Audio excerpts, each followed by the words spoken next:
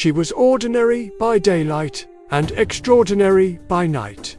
A voice in the dark, speaking of what was to come and what must never be spoken aloud. For decades, one woman's warnings echoed across continents. Some called her gifted, others called her a heretic.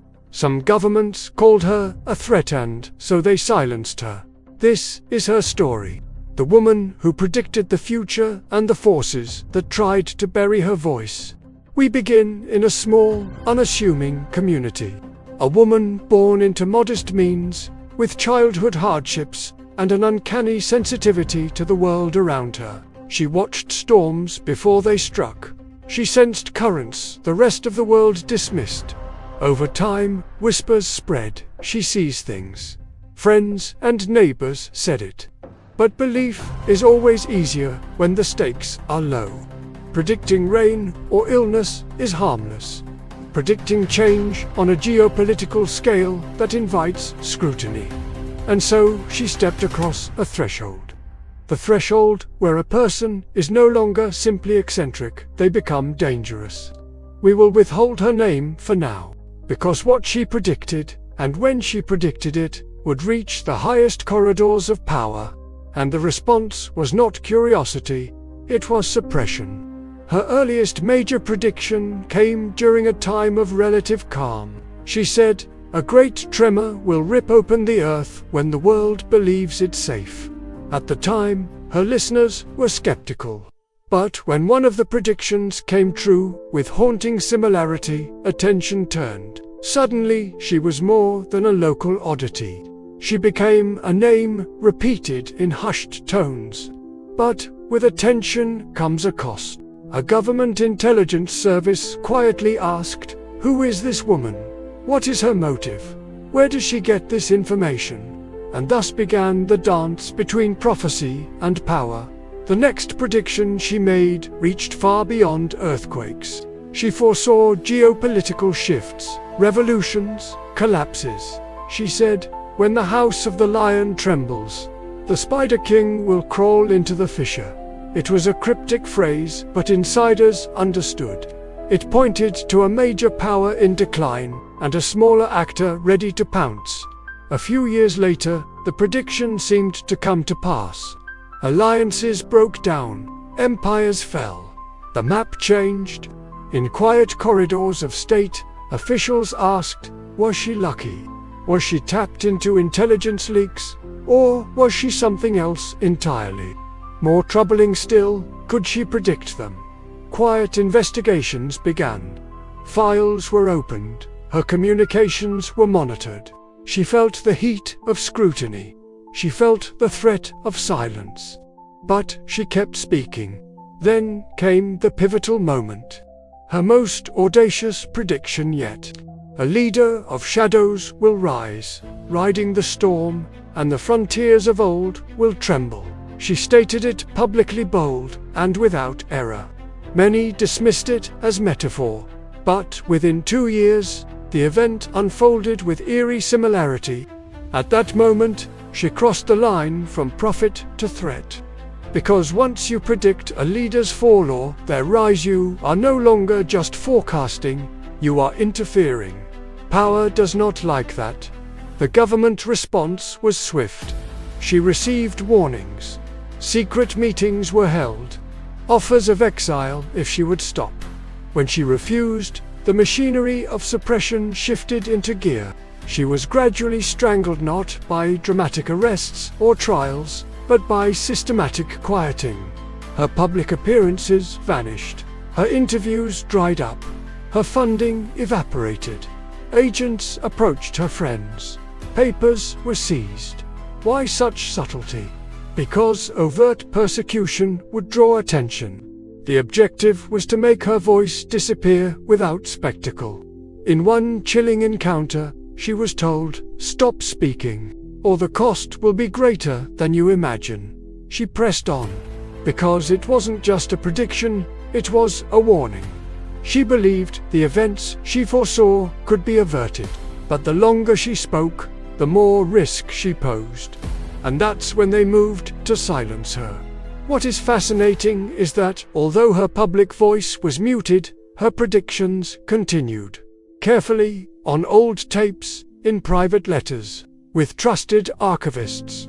One recorded session, made clandestinely, captures her saying, "The coming tide will carry more than water. It will carry old debts and new dominions." That line, cryptic as ever, turned out to anticipate not just natural disasters, but economic collapse and global shifts of power. Reviewers who later listened to the tape remarked, "It reads like an intelligence briefing, but spoken by someone outside the system." Meanwhile, government agencies quietly catalogued her predictions. Some dismissed them. Others kept them under lock and key. Let's pull back and examine the cause and effect. Why would governments feel threatened by one solitary voice? Because prediction is power. If someone can say what will happen, they can disrupt how it happens. Power operates by managing uncertainty. Prophecy threatens that. Her predictions often targeted those in power or highlighted their vulnerabilities. That makes you a risk. And she operated outside conventional channels as an independent voice. That means you cannot control the narrative. So the effect of her speaking was that governments were losing control of the future's story. Their response, quiet the storyteller. The cost was immense. She lost friends. She lost credibility with the mainstream media. She endured threats and isolation. Her health deteriorated, but she kept writing.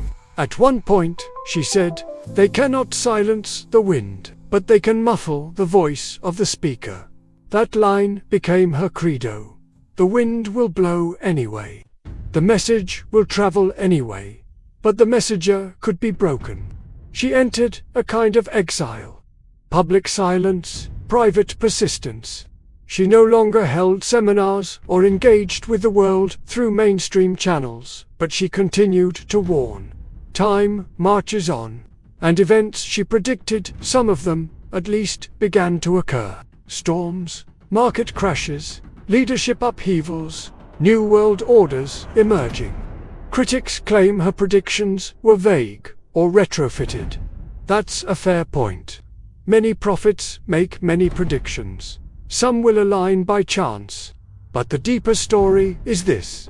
The system which suppressed her is the same system that later had to adapt to the outcomes of those events. In other words, even the silencer becomes the responder. She never claimed to be infallible, but she claimed to see patterns. And she claimed that when enough patterns converge, the future becomes visible. So what is her legacy? First, she teaches us that prediction, ISNT, fantasy at S, observation, plus pattern recognition, plus the courage to speak. Second, she shows how societies respond to voices they don't control. The tactic of quiet suppression is more insidious than overt silencing. Third, she reminds us that power fears the future. Governments seek to manage it, not just respond to it. A prophecy that disrupts that plan is dangerous. And finally, she shows that the messenger may be bullied, but the message can still get through. Now, the moment of reveal. The woman at the center of this story is Baba Vanga, born in Bulgaria in 1911. Blind from a young age, she spent much of her life in rural Bulgaria but rose to fame for her alleged clairvoyant visions. She is credited with predicting major historical events: the dissolution of the Soviet Union, the 9/11 attacks, and the 2004 tsunami. Her predictions for the future decades ahead included geopolitical upheavals, natural disasters, and global transformations. Was she silenced? The historical record is less clear. Her voice was not overtly suppressed by government decree. But what is clear is that her singular rise to global awareness was followed by her being relegated to the margins of popular discourse. So yes, she predicted, and yes, the system sought to silence her. Maybe not with black bag operations or official bans, but by drift, by erasure, by turning her into folklore, into memes, into something amusing rather than consequential. The title stands, The Woman Who Predicted the Future and Governments Silenced Her. Because the act of silencing is not always loud. Sometimes it's the whisper, the neglect, the unsharing of the message. We forget voices not because they were wrong, but because they were inconvenient. Now it's up to us. What do we do when someone says, the future is visible if you dare to look? We can ignore it, we can mock it, we can bury it, or we can listen not as gullible believers, but as discerning observers. Ask yourself, what patterns am I missing? What shifts are quietly happening in our world? Who is talking about them? And why are they being ignored? Because the future doesn't announce itself with a banner. It arrives in small increments, invisible until the moment it's upon us. And those who see it first are often the least heard. She looked beyond the horizon. She spoke of what would come. And she reminded us, the future is not set in stone. It is shaped. For a moment, the recorder will go silent. But the question remains. Are you listening? Thank you for joining us on this journey. If you found this story compelling, please like, subscribe, and share. And above all, stay curious.